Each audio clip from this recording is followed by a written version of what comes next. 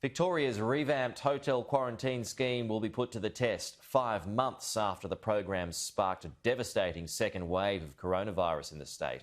Andrea Crothers is at Melbourne Airport for us this morning. Andrea, the first flights land today.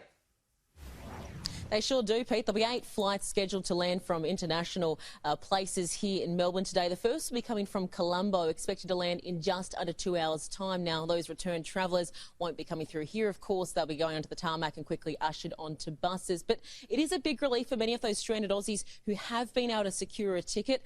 One person I spoke to had been living and working overseas for a couple of years, and by the time he and his family of 3 were ready to come home, well, they simply couldn't get a place. And when they did, well, the flights were cancelled multiple times.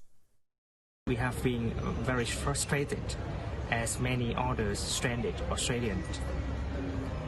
Since our job and lease in the UK have been already terminated.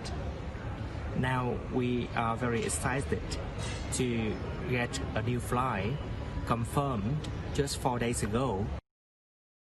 So, for the first time that this revamped hotel quarantine scheme will be put to the test, this time security guards will not be used. Police will be taking that role instead. ADF will also be there to help with things such as transfers, plus also work in some of the foyers of the hotels which will be used. There'll also be some different rules for the guests who do go to those hotel quarantine programs.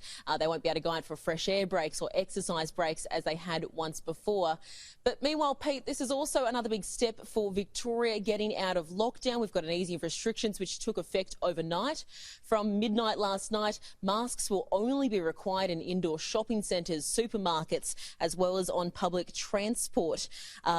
Also, the cap on religious ceremonies, weddings and funerals has been scrapped. Home visitations have boosted 30 people, whilst public outdoor gatherings can go up to 100. And as for pubs and hospitality and retail venues, they'll instead face density limits. There'll be no cap there either. Now, the Premier has said that these rules will be reviewed come January.